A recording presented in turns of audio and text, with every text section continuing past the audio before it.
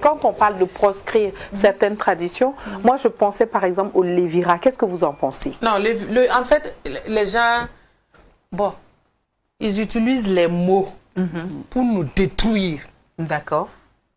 Le lévira, comme quand c'est mal fait, en fait, dans les communautés, on trouve des bonnes personnes, on trouve des mauvaises personnes. Bien sûr. Mais le lévira, c'était juste pour protéger la femme. Surtout les enfants. D'accord.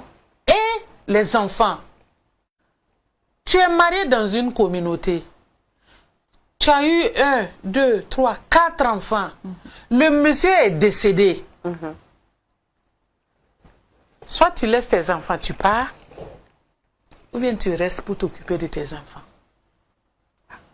Mais le choix, le mieux, c'est de choisir de rester dans la communauté pour éduquer tes 4 enfants. Parce que tu sais que même si tu repars chez quelqu'un d'autre là, tu vas avoir peut-être des enfants, mais qui ne seront pas comme les enfants que tu as eus précédemment. Parce que bon, j'ai un bébé, mais ça là, c'est pas sûr. Et on n'obligeait pas systématiquement les femmes à épouser le grand frère, le cousin ou l'oncle de ton mari. Non. On te demande de choisir parmi les gens de la famille quelqu'un avec qui faut un l'amener. Et on a vu beaucoup de femmes. Le côté charnel n'est plus leur problème. Oui. Ce qu'elles veulent, c'est avoir la possibilité d'éduquer les enfants qu'elles ont.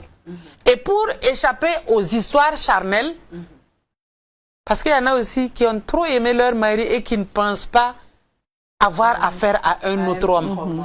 Donc, elles choisissent dans la communauté un enfant qui a peut-être 2 ans, 3 ans ou 4 ans.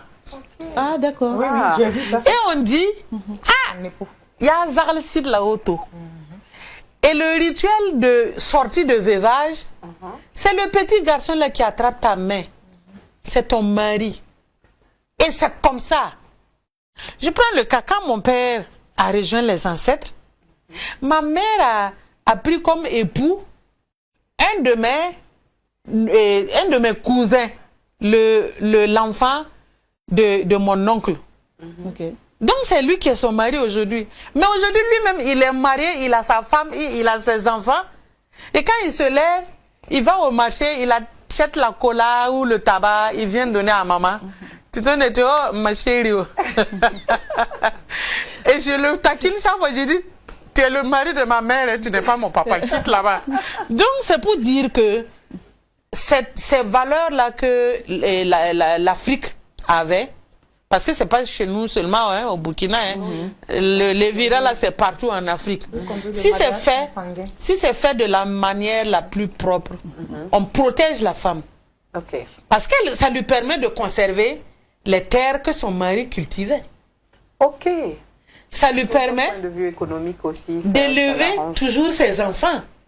Si son mari avait un cheptel et tout, ça reste toujours dans la cour. Et elle est là, et elle supervise, et elle accompagne ses enfants. Mais si tu te lèves, Pirou, que tu vas laisser la communauté là, et puis tu vas partir là. La terre que tu utilisais pour cultiver là, tu ne peux pas partir avec ça. Oui. Les animaux que le gars a laissés, l'héritage que le monsieur a laissé, tu ne peux pas bouger avec quelque chose.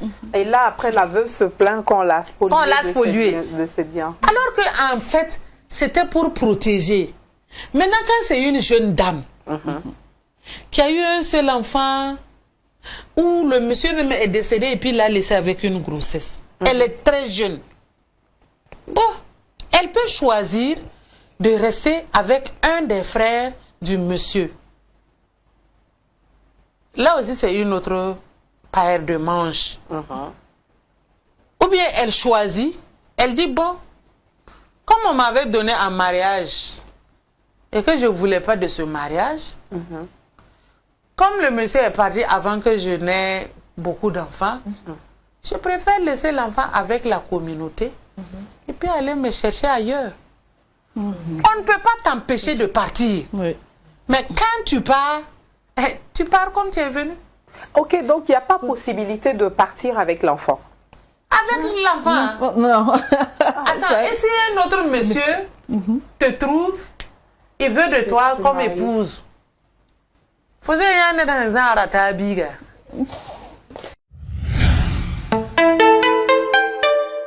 Twi TV, la télé interactive.